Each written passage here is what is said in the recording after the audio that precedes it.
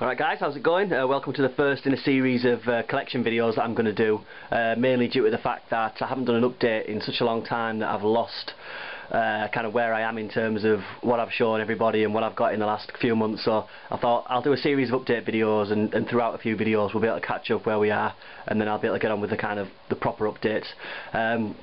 So if we kind of kickstart it, I'll go through kind of shelf by shelf.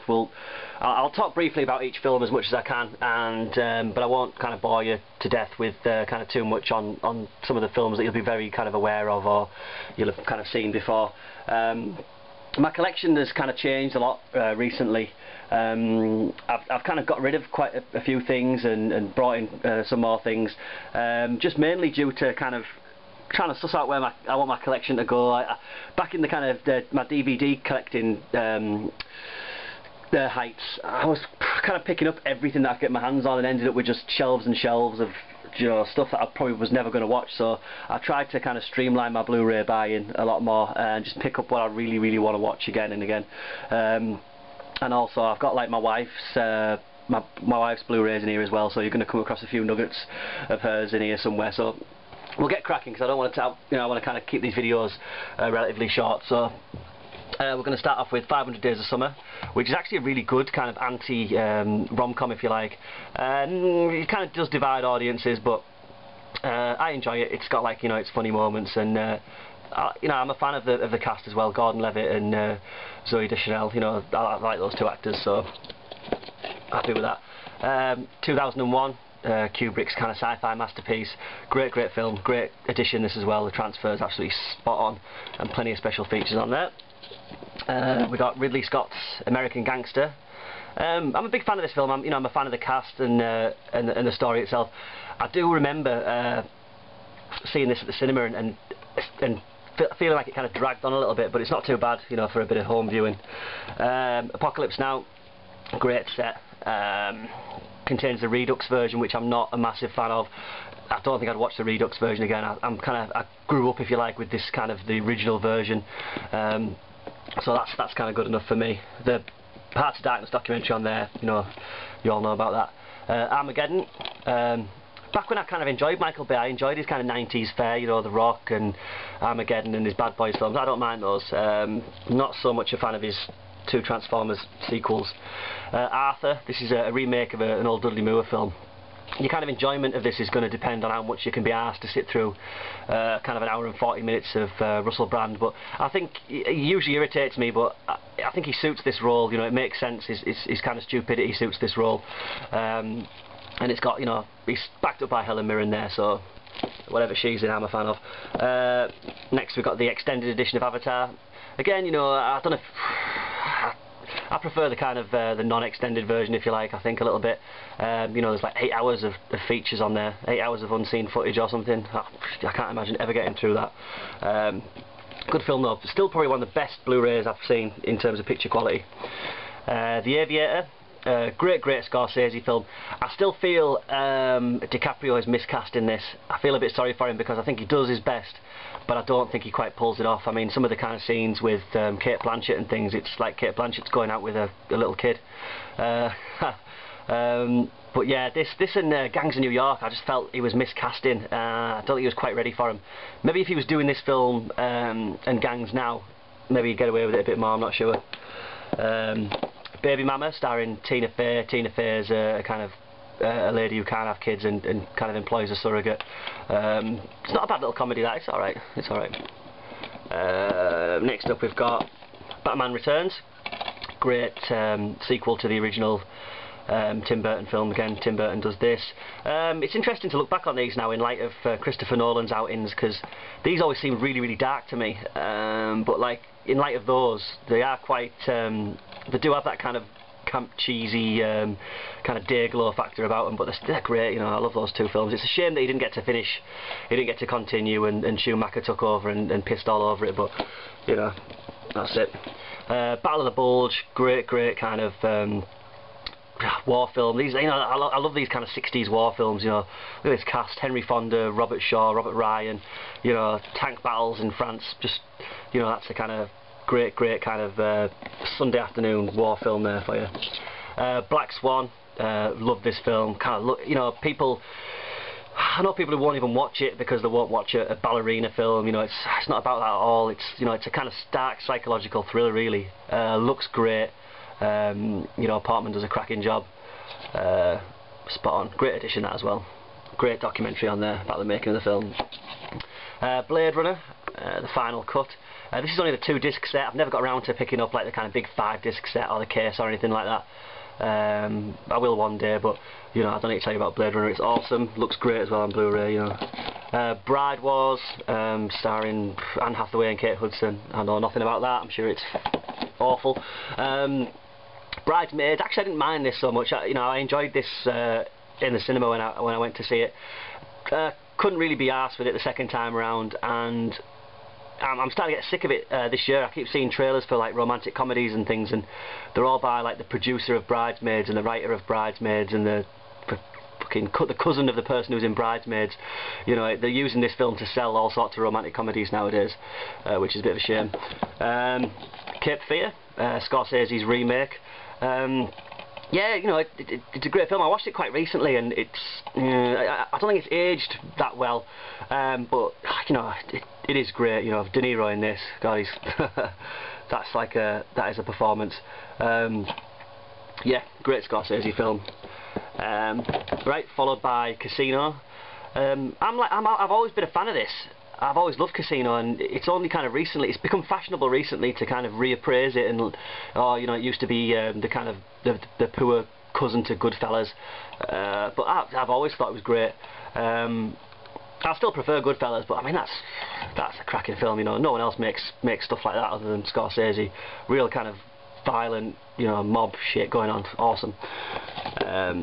Next up we've got Cemetery Junction from Ricky Gervais and Stephen Merchant. This was like a kind of sleeper for me from last year. You know, I went to this kind of didn't know anything about it, was quite unassuming about it, and really enjoyed it. It was really kind of good, feel-good, small-town romance film. You know, if you haven't seen that, check it out. You can pick it up for a good price, and it's not a bad watch. Next up is Cleopatra, the 50th anniversary edition. I was always surprised that this didn't get like a big kind of lush release, you know, like some of your Citizen Kanes and your Ben-Hurs and stuff. I always thought this would get the kind of treatment, the big box set treatment. You know, a great film. You know, it's not an easy thing to watch. You know, these films, you know, they are great to watch, but you've got to really kind of put some time aside to sit and watch something for like 4.5 hours or whatever. I mean, it's worth it, don't get me wrong, but you know, it's not for like the casual film viewer. Close Encounters of the Third Kind. This is like the kind of deluxe edition or whatever, if you like, with the booklet and everything. Great edition. You know, like a film like this really deserves this kind of edition. I mean, this is like Spielberg's. I don't know if it's his greatest, but it's up there, isn't it? It's like one of his top 3. I'd say it's right up there. Cloudy with a Chance of Meatballs. Like really kind of great animation. One of the first things I kind of went to see in 3D, and before I got shit sick of, you know, 3D. Really enjoyed it. I love the humour in this. It's kind of real, kind of almost got that Simpsons style kind of silliness if you're into that kind of thing. Looks awesome on Blu-ray as well. You know, I mean, it's daft, but it's enjoyable. And going a bit darker, we've got Coraline from the director of The Nightmare Before Christmas. This is like the kind of 3D version, but only the one where you put some cardboard glasses on and whatnot.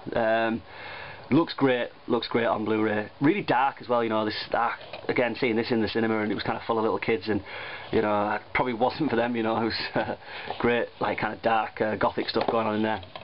We got the remake of The Crazies, or the reimagining of The Crazies, if you like. Great lenticular cover on this. Yeah, I really enjoy this. You know, the kind of zombie virus thing is done to death, but I'll accept this. This is a kind of good entry into the genre, if you like. Very well done. Pretty gruesome in places as well. Good film. Right, next we've got Crazy Stupid Love with Ryan Gosling, Steve Carell, Julianne Moore, Emma Stone, who I'm a big fan of. Yeah, it's like a rom-com, but I enjoyed this. You know, I'm not a massive kind of romantic comedy fan. You know, obviously my wife that's her thing, but as far as they go, you know, it's well done. It's well done. Crimson Tide, Tony Scott's film, Denzel and Hackman. You know, great. It's a great submarine film. You know, it's destined to be a kind of war classic. I think it's every time I see it, you know, I kind of enjoy it more. I used to just think of it as a kind of throwaway 90s action film, but you know, it's great. That's a great film. Cross of Iron, one of my favourite war films of all time, right up there with my top, you know, 2 or 3 war films. Just I absolutely wore my kind of old VHS copy of this out. Great Peckinpah film. I'm always torn between this and The Wild Bunch. It's, you know, it's a great brutal kind of gritty looking war film. This, I mean, look at that cover art's awesome as well. You know, if you've never seen this, you know, definitely check that out. That's awesome. The Crow, with Brandon Lee. You know, again, great film. A horrendous cover art on this. Absolutely thrown together. Film deserves a lot more than that.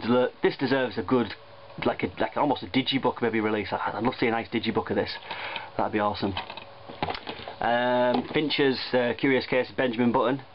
I really enjoyed this you know, in the cinema and kind of like getting it subsequently on DVD, but it's starting to get a bit of a slog for me now. It's obviously a very well done film, well made film, but I'm struggling with it a bit these days, I think. Cutthroat Island, famously studio destroying mega flop, which actually looks great on Blu-ray. Actually isn't that bad, you know. If you can sit through the Pirates of the Caribbean films, you can definitely sit through this. Doesn't take itself too seriously. It's a good kind of throwback to that kind of Sunday afternoon swashbuckling stuff.